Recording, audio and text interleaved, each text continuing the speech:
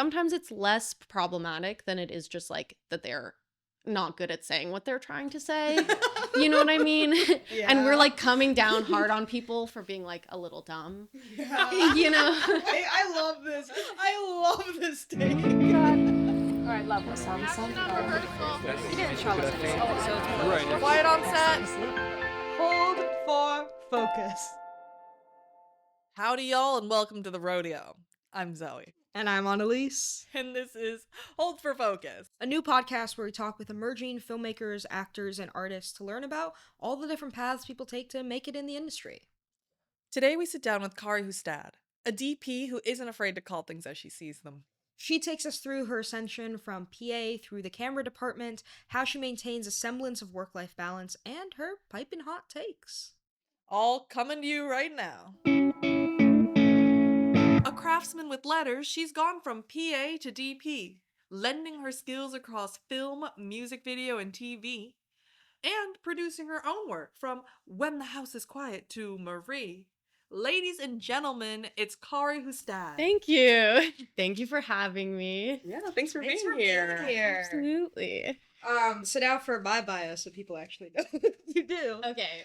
Though you may know Kari Hustad for her famously epic Halloween parties, she's here today to talk about her life as a filmmaker. She started working as a production assistant straight out of college and has since transitioned into working as a first AC, a camera op, and a DP. In the camera department, she's been on a ton of different types of shoots, short films, commercials, music videos, TV, documentary, and 2 feature films, all while also editing, writing, and directing her own projects. While at Yale, she was a big part of the student filmmaking community and someone I personally remember as one of the first people that taught me about film production there. Shout out Bulldog Productions. I don't know if it exists anymore. Yeah, welcome. Thank you. Thank you. I'm happy to be here. Just to start, can you let us know, what types of work are you most interested in right now, and what have you been working on? So mostly it's commercials is like what is happening, especially in the New York area for me. And those are the circles that I run in a lot.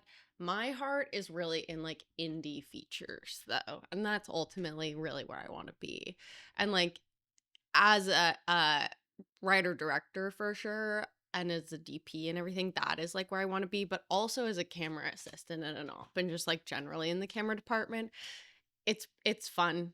I love it, just being with that same group of people, especially like on location. The 2 features that I have done were in Maine and in New Orleans. And so it was really fun to just like have that kind of little like work vacation thing, it's not vacation, you're working hard, but like it's fun to be able to see a new place and like step outside of normal life for a while. Yeah. And what roles were you in on those 2 features? I was the first AC on both of those. Nice. How did you get on that project? My friend Sam is a DP and I work with her a lot for a lot of things. And this was her first feature as a DP. So she pulled me on with her. It was exciting. Cool. Yeah. It was also, I had just really started to first AC more full time at that point. And so I was like still pretty new at that. And I remember at the checkout being like pretty nervous about it because I was doing the checkout by myself for a whole feature in Maine. And it's like normally if we're shooting in New York and you forget something, it's like, oh God, but like you could send a PA to go get something or, whatever. Not so in Maine. So I was like, I have to check everything 4 times. Yeah. I remember when I shot Zoe's thesis, Mhm. and in the middle of the shoot, I turned to my AC and I was like, is the camera burning right now? What? I was like, do you smell something? And it turns out luckily not the actual camera, but one of the wires Oh my God. fried or something. And we had to send someone to New York to get a new... really Where were you shooting? in New Haven. Oh my God. Yeah. Holy shit. And it was stressful. I think we like for a few shots like just powered it off the wall or something. I'm Yeah, trying to yeah, remember. because we kept shooting that day. Yeah. So I think you did power it through the wall, and then he went and got the cable. It Yeah. was really crazy at that time, obviously, just to like ask that of somebody too on like a student Yeah. Right, film right. set. Yeah. So you started PAing pretty much straight out of college, right? Mm-hmm. What was the decision behind one coming to New York and then Mm-hmm. two going that route? So I'm from Washington State originally. The East Coast is not like my hometown by any means. But I had been here for 5 years because of college and then the gap year because of COVID, which I took before my senior year. And so I was kind of like, it's film, it's either here or LA. Can't go back to Washington.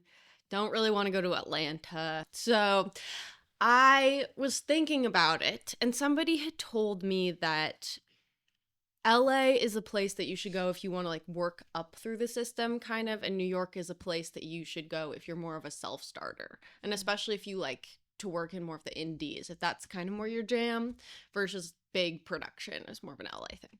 And I was like, I am definitely somebody who makes more of my own projects rather than like being really good at working up through a system like that, especially because it's a funny thing to say about New York, but it's a much smaller pond, you know? Yeah. And then as far as PAing, I didn't graduate knowing for sure that I wanted to work up through the crew stuff side of things, but I took the summer off and was working on editing this feature that I shot in college. Because I was like, if I don't do it now, I'm never going to do it. And, spoiler alert, I still have not finished editing it. But I was like, I'm going to take this summer and then I'm going to start applying for jobs. And I had this contact who was helping me apply to things. And he mostly had connections in like post and animation and stuff because he had worked at Blue Sky Studios before they Oh, that's cool. went belly up. Yeah, I mean, it was really cool. But so he was like helping me get these interviews at some of these companies. And so I was like sort of applying for them, but like kind of my heart wasn't really in it because I can appreciate animation. That's not really where my heart is. Yeah. And it was also like a weird time for hiring. And so I was like, you know what? I want to see what it is like to be on set and a, higher caliber level than just like student film. And the other thing is that there, in my opinion, was a pretty large gap in the Yale film curriculum with regards to like technical stuff. Yeah. Yeah. And I felt that, graduating with a film degree and like trying to direct, I still didn't understand well enough like the visual language of it and like how to move the camera and like how to we got a great education in writing and like storytelling and analysis and all that. But I didn't feel like I really truly had a good artistic grasp on what makes a difference between like film and like theater and what about film is so special and so inherent to the camera. So I wanted to patch that gap for me, which is why that I decided to go up camera department. Yeah, also because I'd heard at some point, there's many paths to directing, but the three big ones that had been explained to me was like editing, acting, or being a cinematographer. And for me, I felt that the cinematography was the weakest one. So you didn't really DP at all when you were in college? Not really. I had always been pretty persnickety about how the frame looks. And, as a student film, it's like you're kind of doing it yourself, especially because nobody knows how to do it in college. So it's like when you're directing something, in my experience at least, you were putting up your own lights and like, so I had spent a lot of time like directing my own things, but so much of what I was doing was like really DPing it. Even like when I had a DP, it was like more of a camera operator, as it goes sometimes with student film sets. So, and I always liked that part of it. So that's interesting. I feel like I've been very lucky in that I had Annalise DPing like anything I was making Mm-hmm. before. So I always felt like I had a partner who was like fully a DP, but I think still to what you're saying, like in my experience directing things was always like producing it as Right, well, right, right. basically, and like having to like drive everything and having so much of your time and mind like split up to be doing these other things that are not just directing. Right. And I mean still at this point, but it is nice to be able to like start to have other people to kind of share that with Right. as you move up through things. Right, right. Yeah. Yeah. I'm curious. So, you talked about wanting to go into camera because you wanted to have a more like in intentional growth within Right. cinematography. What does that like actually look like in what you're doing? Like, are you often talking to the DP? Like, even if you're, you know, a camera PA or a second AC or something, are you like asking questions, or is it more just like observing how things work, how they like choose to tell the Right. story? Yeah, I mean, at first working on sets, as a PA, I was working primarily on like huge union commercials for like Google and things like that. And so I learned at first there was a big gap of like etiquette that I needed to learn and just like how that functions. And so that was, from observing it and participating in it. And then as I have moved into camera department, I mean, it really depends on the role. Some DPs that I work with want their camera assistant to be like just a very technical, cut and dry role. And that is more of a situation where I'm like observing what's going on and I'm learning how the process of prep goes through the emails I get looped in on and like the gear quotes that I get that's like way down in the replies. And I'm like snooping through the email to be like, how did they do this negotiation? And like, what does this language, this conversation look like? And at other times there are other DPs that I work with who are much more hands-on and want to have a more collaborative relationship with everyone working for them. And sometimes for me as the first AC, I'm the only one that has like consistent access to a monitor. Right. So I'm able to like catch a lot of things that are, they're not as creative. It's more like continuity things or like, we can see a tennis ball in the background or something. But like after doing that kind of thing enough with certain DPs that trust you, sometimes that will start to ask you like, Yeah. what do you think of this? Like, how does this look to you? So I found there's like different little ways to like assert like creative assistance and to learn that way. I mean, I think that the biggest thing though has just been from watching DPs light things and from like listening to the conversations between the DP and the director. Yeah. I feel like lighting is still such a big gap in my knowledge. I Yeah. just like know in theory the basics of things, but I feel like certain things you just have to do or see to like fully grasp it. But going back slightly, you mentioned like learning about the set etiquette and the differences of like college sets to these bigger sets. And so I'm curious on like how much do you feel like was translatable from the student film sets you were on, and what are some of the like biggest differences that people should know about? From the student sets that I was on, I feel like there's very little that was translatable. I mean, I think that one thing is just the hierarchical nature of larger film sets is so calcified in a lot of ways. These things are not as fluid and flexible.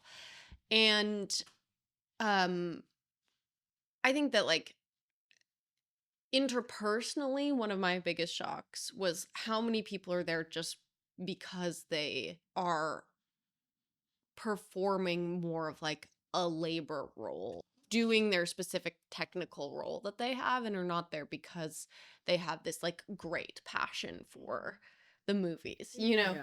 That was pretty surprising to me. And so it changed a lot of the way that I think about it too.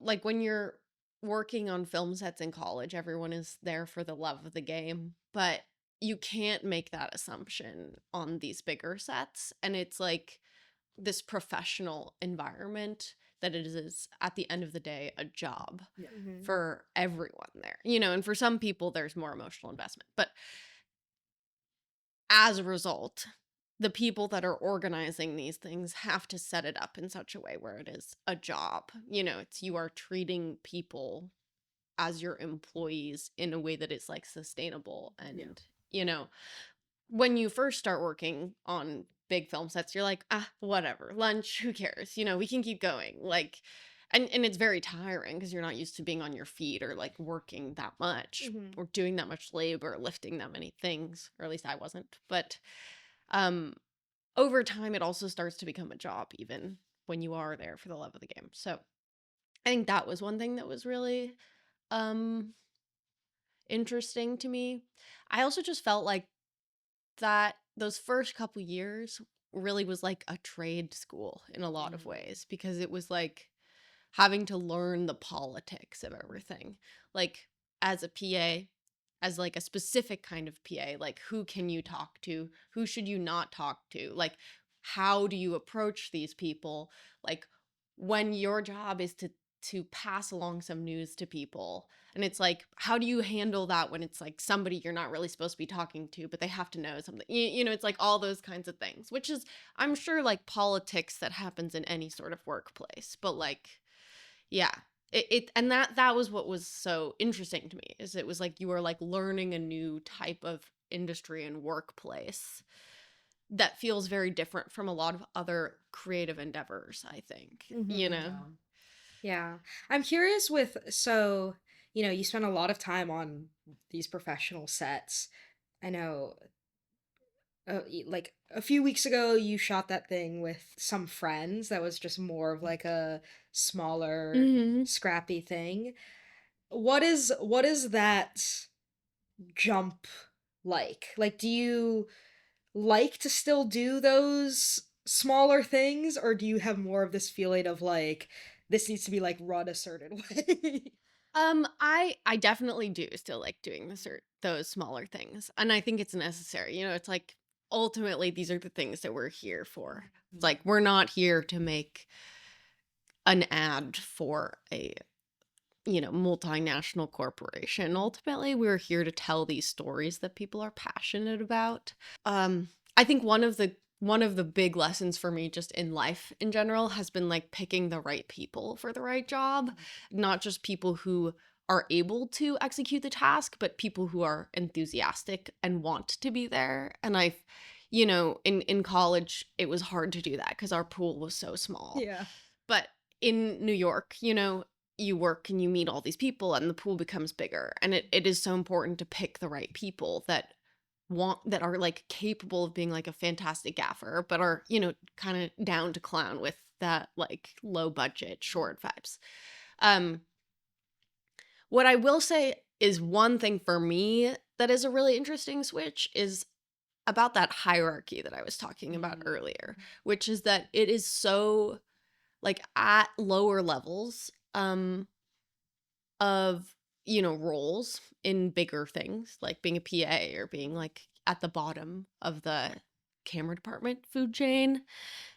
It is so like instilled in you that you are reporting to somebody and that you have to defer to them and that like you have to learn the types of initiative you can take, but like others you can't. And what I have found is a little hard sometimes is switching from that kind of like more passive place to being somebody who is making my own things again and is like going and getting it.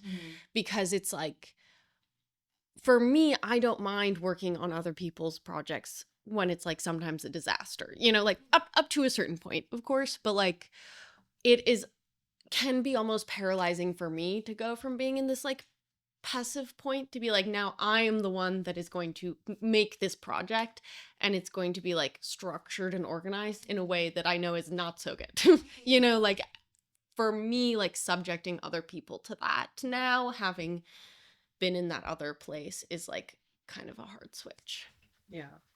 Well, that makes a lot of sense. I think I have felt like similarly of just like but kind of from an opposite place of like, oh, having not really been on a lot of sets since coming to New York, Mhm. except for just like when I made something in the summer.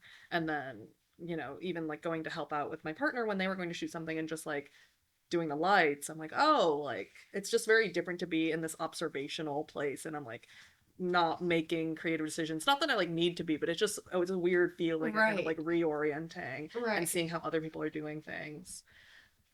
Yeah. Yeah, um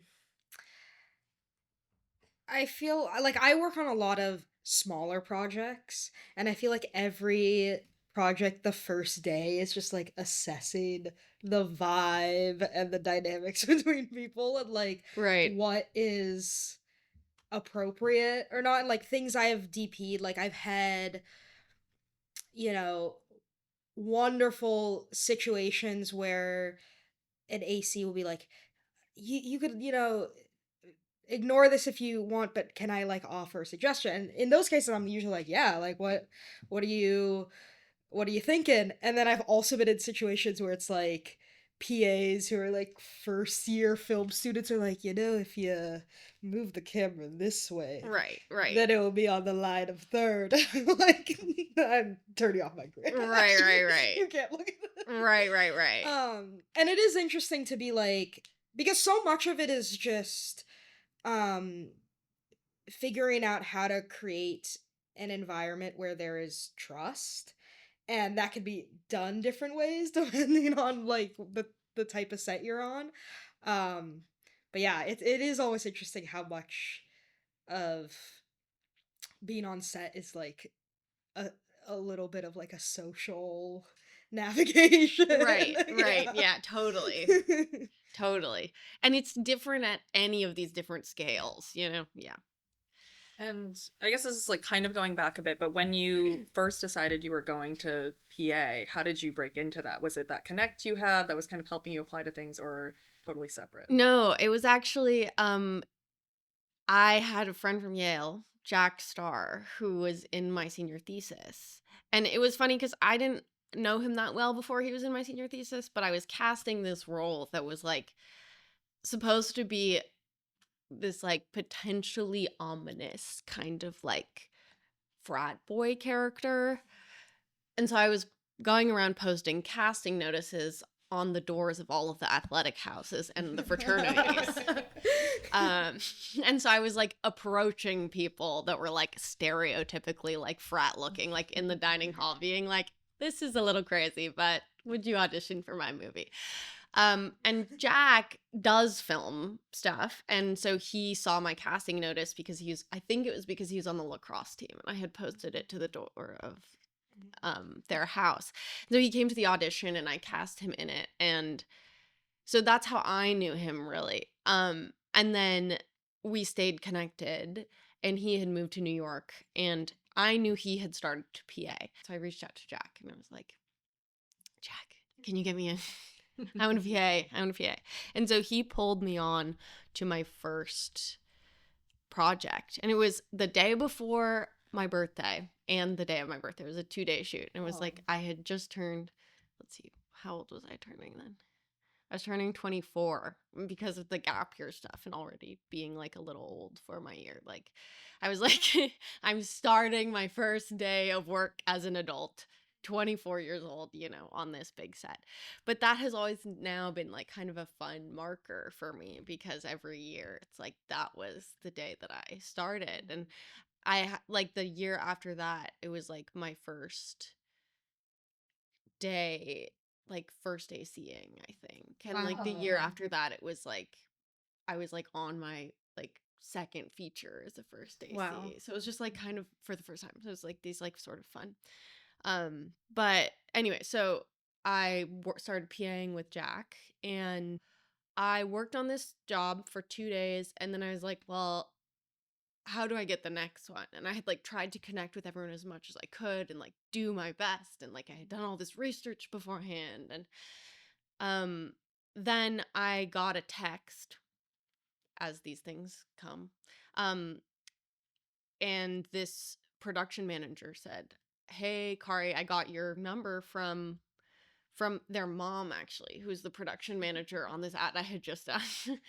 And she was like, we had a PA that had to drop out at the last minute because of COVID.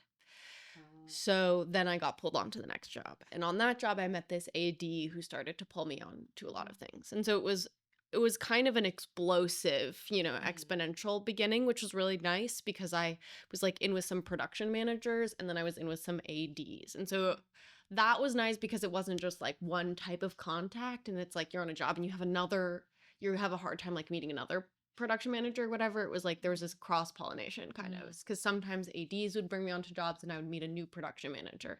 Then that production manager would bring me onto a different job and then like a different AD would meet me and so it um spiraled out that way. And from the beginning, because I knew I kind of wanted to be in camera department, I had been like observing everything and like asking lots of questions and like trying to glean as much technical knowledge as I could so that when I was asking and talking to these like camera assistants, I wasn't just like, hey, I want to be in camera department. I was able to be like, oh, that's a different looking type of Cinetape, like, can you tell me about Yeah. it? And so then they would be like, oh, okay, so it seems like like a little bit and you have a genuine curiosity and like, um, and that is ultimately how I met the first AC who pulled me on to second for him for the first time. Because I hadn't really done that before. I hadn't even really done that in college. And it was just like, they were working on some music video. It was low paid. He was like, I think this is the perfect opportunity. I needed somebody, didn't have somebody in his back pocket already. So he pulled me on. And then it just went from there. Isn't it crazy? Yeah. How do you feel like the state of the industry is in New York right now? I think it's hard to say. Every year that I have been here since I started, people have been like, this is the worst year I've ever seen in film in 25 years, Yeah. And at first I believed them because it was coming out of COVID and then there was the strike and I was like, okay, this seems like it actually was. And you know what? Maybe that was. But people keep saying that and somehow the jobs still keep coming and I think it really depends on like who like what your circles are that you're working in because there are some times where I will be really busy and friends of mine will really not be and vice versa, Yeah. or there will be times when it's like I'm doing a lot of ads and then suddenly all the ads go away and it's like I'm doing a lot of like weird music video doc stuff for a while and you just like kind of drift in and out of these different pockets. And I think which pocket you are in really colors your perception of how things are going. So I think it's a little bit hard to get an accurate read on that. Is that what you meant by Yeah. state of the industry? Yeah, no, because I think obviously, like you said, it depends on what kind of spaces you're working in and what role you have. But I was the exact thing you're saying of like I feel like people are always like, it's slow right now. And I'm like, you say this all the time. Right, I know. Like I wonder if it's just kind of like it's like pregnancy, like our bodies like forget how Right, We're like, right, this is right. crazy. And then Right. we just keep doing it. Right. True. And I also think it's different for people who have been doing it for just way longer, and there have been like ebbs and flows of things being like really great. Maybe we just like to complain. Maybe people in this industry Definitely. just like to complain. Definitely. I mean, I do think it does seem like it's hard time generally in the industry, and like Yeah. everything's being like consolidated. And so I like get it. I think the general trend of the industry feels different and dark, and so that colors everybody's like day to day of like, okay, what is it like? But what I have noticed is like even if you don't work in like certain pockets, it's like there's still this general saturation of like crew people that are trying to find jobs. Yeah. Like during the strike, I was working in commercials and that was really fortunate because commercials are on a different contract. And so our work kept going. But what I did notice is that suddenly there were all these other people that were trying to come in and do the commercials now because that was one of the only things that was still going. So yeah, with this increase in other types of video media, it's Yeah. stuff is evaporating for sure. Right. shifting gears slightly, Mhm. I'm curious on like what you feel like your work-life balance is like with like being on set all the time. And do you have any hobbies? I I don't know that I've figured out the work-life balance yet. I don't know if I ever really will, because that's,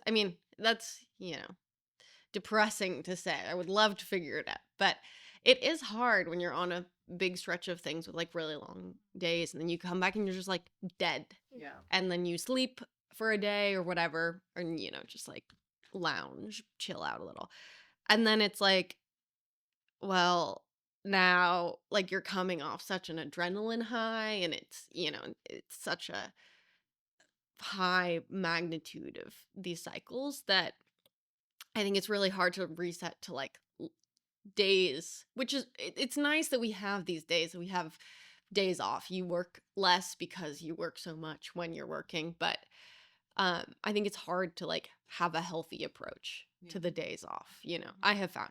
But you try to go to bed early, stay on your like sleep schedule from set. Yeah. It's definitely gotten way easier as I have moved up through the department. When I was PAing, it was like you are paid like the standard rate is less than half of what like the full rate is as an AC. And that's ACing is much more highly variable with a rate in the non-union world, but you can carve out a reasonable, sustainable living for yourself because the rate is higher. Versus like when you're a PA, it's like you just have to work all the time. And then you also are working the longest hours. And on these like really big productions, it's often very early. Versus now I work on a lot more like fashion commercials and stuff, or like the client doesn't want to come in that early either. And you're just like in some nice, cute little studio in like Chelsea or something. And it's like, you're in at 8 or something, 7 or 8, 9 sometimes, like that is all very sustainable. Like when I was a PA, one time I had a 3:45 call time. Woo. And it would regularly be like 5:30 or 6 a.m. Yeah. So that, and I would work on these things where it's like, you're supposed to guarantee a certain amount of turnaround hours, but you don't have to do that for the PAs because they're not unionized. Now it's, the unionization is starting to happen, but so it's like I would be on these projects where it's like I would be doing like 2 days straight with like 1 day off in the middle, or sorry, 2 weeks straight with like 1 day off in the middle, and I would be leaving my apartment at like 4:30 in the morning, and I'd be getting back at like 9, and that's just really hard. You're just not gonna have time to do anything else other than just like kind of tunnel vision slog through this and like live for the next job kind of, and then like when you're on the job, live for the weekend, you know what I mean? Like Yeah. it's no, hard. It doesn't seem sustainable. It's No. Yeah. I'm curious about the personal projects that you have in the works. Yeah, I'm not so good at getting things out and into the world. That's Neither am I. yeah. Neither am I. I also, so I'm in post on a whole bunch of things that some of them I'm starting to be like, this has become such a chain, a weight dragging on me, that I'm like, maybe it's better to like free this thing and just like abandon and move on. But there's also things in there that I think could be good, or like it's like, we've spent so much work and time on this already. Like it's just a little bit more to get over the finish line. But yeah, so I'm still on post on that feature that I made in the gap year of college. That was in 2021 primarily. So, 5 years later, here we are. And then I also like had a cut of my thesis that I did for like submission for completion of graduation. But recently I've been trying to, with Emily and my boyfriend Mike, have been working on like making these micro shorts, because the short form is so hard, and it's, people don't get it right, I think, a lot of times. And all of us, we want to learn really how to do it well and to master. So we've been working on like cranking out these micro shorts kind of. We've done one so far. There's more to come, hopefully. I'm excited to see. Yeah. Yeah, I've been editing that. We made the classic mistake. We improv'd most of it and only used one camera. So it's, again, a slow edit process. But yeah, it's cool to see what we have made and like how far we have come on these things, just with the benefit of this additional knowledge we've gained in this time. Yeah. No, I do think it's cool to like see how much you are learning passively um through the years. Like we last year we rewrote this feature that we initially wrote and pitched to John Andrews as like a joint thesis. Like, let us shoot this feature. And he went, no. That's probably good. That's good. And then we rewrote it last year because we were just like, the bones of this feel good. Like, let's just give it another go. And I think just even with that one rewrite, but because we had like spent two, 3 years in between, just like doing other things, writing other stuff, like building these skills, we're like, oh my god, this is so much better. Right.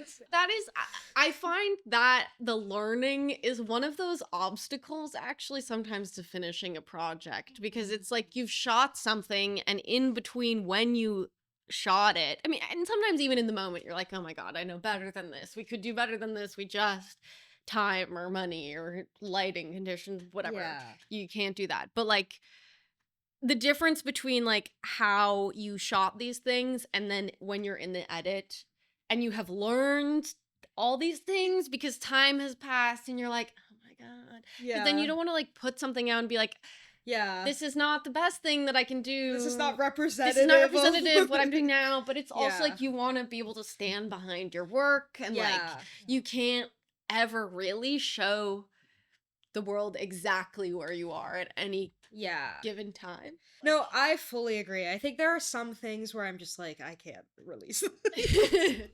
Like it's just like there's just been so much distance that I'm like, I don't even recognize what this is anymore. But then there are other things where I'm just like, it's important for my own like process to just finish it. To like put like an end to it. Right. Even if it's not perfect. Yeah, no, exactly. I think I've had to get comfortable with just being like, okay, this is what it is, and it's actually just more productive for me to be done with it. Right, And totally. move on to my next thing. And it's something we did in school because we had classes. Like, you know, it's like you have to finish the script. Like you have to have some but I have found that it has been like personally for me like one of the hardest things since leaving school is just creating that like structure for myself to be like, it's okay for this to be done. I find that one thing that I specifically really have a hard time with is like in these things that I have made in the past that I have directed, it's like, you know, the directing of it is still like decent, I think. You know, it's the storytelling is decent. We got pretty good performances out of our actors. Like we can make an interesting story.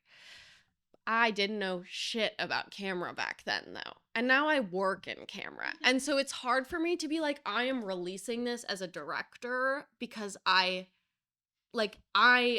could maybe stand behind this as a director. But like as a camera person, it's like, I don't want to show people that, you know what I mean? And it's like hard because they are serving different purposes, but it's like, they still impact each other in a way. I mean, I think it's also just helpful to sometimes like backdate things of just like have it up there in the title, the year it was made, and just, you know, hope that people are seeing that and know that like just pulling out the best aspects of your work. And I think as a viewer of just like anything, I try to be very like generous, and I'm always just trying to find things that I want because that's how I want to like be watching things. But I've also just been trying to tell myself like that's how other people I'm sure are watching things too. They try to be generous, which, you know, not always the case. But I remember having this conversation with a friend of mine who works in a different field. My orientation has always been more towards like improving my craft or like learning more. Like even in school as a kid, I wasn't focused on like, you know, going and getting a job at the ice cream shop or something, you know, like having my own money or anything. I was very focused on just like anything I can do to like improve as a, you know, a creator, an artist, like a student, all those things. And this friend and I were talking about how it's like, what a shame it would be though if we spent all these years improving ourselves as like creators, as like professionals, and then we couldn't go anywhere with it because we have focused all our energy on being good at it and not enough at like networking and knowing people, and that's a hard thing. Yeah. Well said, because you took me on a journey when you said you're only focused on craft. I'm like, I'm right there with you. And you flipped it, and I was like, oh man. I know. So I know. right. I mean, that's the hard thing for me is I don't want to be focused on other things. I don't want to do that. But yeah, I think that there's like, I don't know. I have noticed a lot that sometimes it like there's a saying or something that like it's not the kids who are like the valedictorians that are often the most successful ones, and it's like because sometimes there's just like a barrier of like overthinking and intellectualizing where it's like, we maybe all have the capacity to like take ourselves down a notch and stop thinking about that, but it might be easier for the people that don't have as much of a tendency to like overthink things and like sabotage themselves. And so we all need to like be idiots a little bit more, in order to get anything done. Well, I don't know. On that note of being idiots, should we play our game? Oh yeah. Okay. This isn't a game we've done before because we try to like cater it to who's coming on. So it could be a great game or a bit of a flop. We don't know. Okay. But this is how Kari sees it. So we're going to be reading you kind of just like either like takes from like discourse or like a way a certain director likes to do things on set. Okay. And you just kind of give your take on it. You agree, disagree, why? Okay. Pretty quick. So to start, Nolan rumor, like Chris Nolan, no chairs on set. Oh, I hate that. I hate that. You better buy everybody insoles then. That's my opinion on that one. Yeah, I mean, it seems ableist. I don't know. Yeah. Like, I mean, it's also just, I think that like there's so much of like when I was first PAing, I was like learning like there's so much of this that is about like appearances, and that's just like you have to do that. You have to appear that you are working really hard all the time, because like if like client or the producer or whatever sees all these idle people, they're gonna be like, oh, we didn't need that many people, and so like next time the budget's gonna be lower and stuff. But it's like, well, you need all those people. It's just you're not perceiving this correctly because there are moments of sitting or whatever. So I think it's just like when you play those kinds of games, you end up so focused on the appearance of productivity rather than like actual productivity. Yeah, that's a good point. Yeah. Okay. Greta Gerwig, who apparently got this from Mike Mills, makes everyone on set wear name tags. I kind of like that. Actually, I know it's a little dorky, but I like that. It's like hard to remember everybody's names. I think it's such an important part of working with people is like knowing who you're supposed to go to and calling them by their name. So yeah, helps humanize people a little bit. Yeah. No, I agree. I like it too. Okay, online discourse. There's too many sex scenes in movies these days. Okay, this is a loaded one. Okay, so I am of two minds on this one a little bit. One is like from the art perspective, which is that I think it is good to explore all aspects of the human condition. On the other hand of that more art side, I think that like sometimes it is not being done necessarily with the most intention. Just like any other thing that is done in a movie. It's like sometimes there are scenes and directors and writers and everything that are worse than others. And I just think for most other kinds of scenes, when you have like a dearth of craft there, it's like not, there's less opportunity for it to be a problem. But I think that like sometimes, I also think this is true sometimes when people are trying to like talk about discourse or like make a political statement, or sometimes it's less problematic than it is just like that they're not good at saying what they're trying to say. You know what I mean? And we're like coming down hard on people for being like a little dumb. Yeah. You know? I love this. I love this take. People aren't problematic. They're just idiots. Yeah, they're just stupid.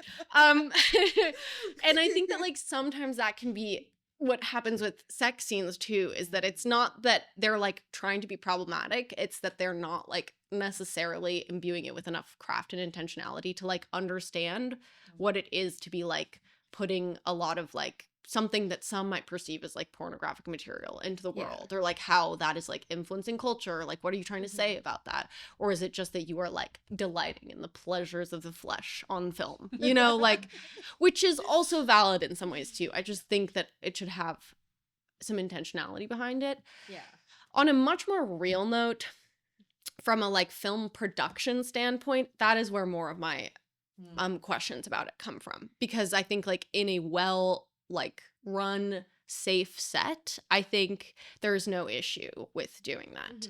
But I think so often they're not well run and they're not safe, and like that is really the issue, is that like it is very hard to do these things in a way that feels comfortable and safe for the actors. And it's just like such a vulnerable thing. And like even on like, for instance, like all female sets where you have like female actress doing like a nude scene, it can still be a really uncomfortable and sometimes unsafe thing.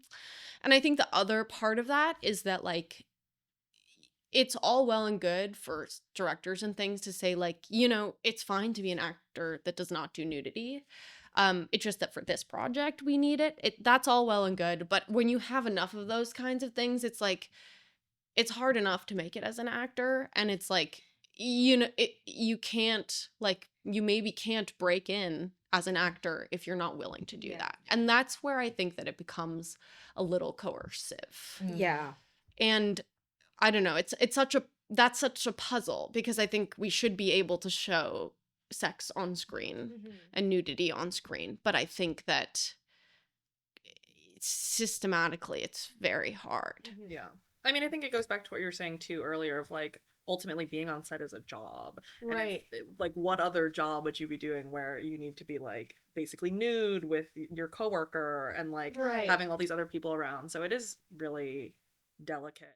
I think people also really misunderstand the role of intimacy coordinators. People think of intimacy coordinators as their job is like just to like protect everybody's feelings around this, but you know, you would never say that like a stunt coordinator's job is like just to keep people safe. A big part of their job is also to make the stunts look realistic and work well for the movie.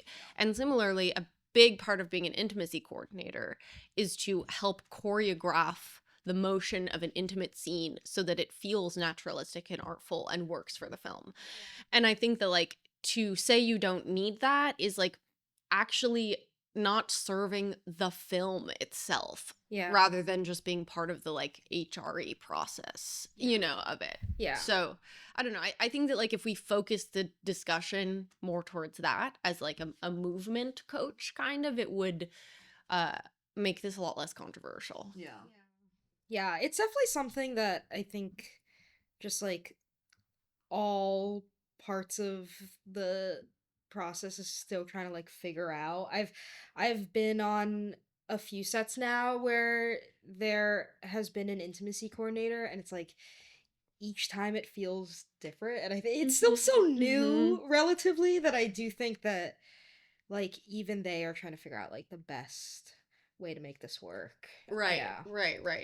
All right, so Tarantino is a big advocate of watching performance directly, not through a monitor. How do you feel about that? I think that's like while the take is happening. Yeah, while the take is happening. Okay. I think that is an important part of the process during rehearsals, for sure, because you can see things. I think that that's interesting. Why does he say that? Do you know?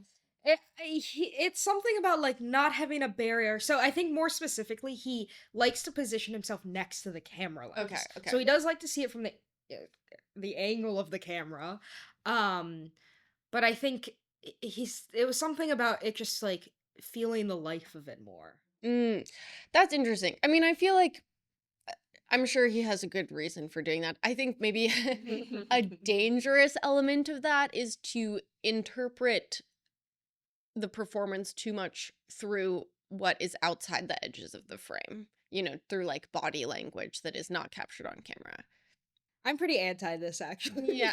Okay. Tell me. Well, pretty pro monitor. Pro monitor. Yeah. I agree. I think it's great in rehearsals, but at the end of the day, it's like this is going to be viewed through the screen, and you want to see what the audience will see. Right. Because I feel like Right. there's a danger of watching something directly and be like, oh my god, that was great, and then realizing, oh, their body was like cheated away from the lens or whatever, and we Right. actually like didn't get that like moment you really loved. Or Right. whatever. Well, and Um, also just, this is maybe not as much of a thing on like big things, but like on a practical note, on these like smaller things that most of us are working on now, like you have to make sure that like technically it was good too. Yeah. Like but also I will say on a lot of big things, like there's it's frequent that like a director will be back at Video Village and will be like walking in directions to like the AD who is then talking to the actor, which I think that is not a good thing. Yeah. And it's important for the director to be really present with the I performances. agree, yeah. So I don't know. Bong Joon-ho doesn't really shoot coverage or alternate angles. Instead, he only shoots what is storyboarded. What do you think about that? I think that is a good strategy, but it's risky. I think that like for a long time when I've directed things, I have leaned too much on coverage. And so like I have been trying to do less of that and to shoot for the edit more. But I do think it's important to get a master. That's how I feel about that. Yeah, that's fair. Just in yeah. case. I also think it's not just important for coverage, but I think it's really important for pacing too. To have a little bit of flexibility. And obviously like as you get more professional, the actors are also going to become better at pacing themselves. Mhm. But I think when there is still a lot of newness, at like various levels, like you can just get caught with being like, oh, I only have this like oneer and it's Right. 5 minutes long and I have nothing to cut Yeah. to, It's like, oh my God, it's like 10 whole seconds of panning across nothing. Yeah. Yeah. Okay, our last one. Spielberg always lets his actors have 3 full takes before he gives any notes. Oh, interesting. I had not heard that before. I mean, I can see wisdom in that. I do think that it's people give too many notes and it gets like really nitpicky and it's hard to hold that all in your head and then it doesn't become like natural. I remember I was assistant music directing in the Heights in college and because I was so used to like orchestral stuff because I was an orchestral conductor and arranger in college too. And so I would like give people these very specific notes and then they would like write it into their score. Yeah. But then I was assistant music directing in the Heights and I was like giving notes to vocalists and I was like trying to be like, okay, at this measure and on this word, we need a little more volume. And like on this one specifically, that word was not clear and that needs to be more of a staccato. And this group of singers was like, what the fuck? This is unhelpful. This is like too much specific bullshit. Like I Yeah. can't, Yeah. and I think the same thing can be true a lot of Yeah. times with directing actors. Yeah.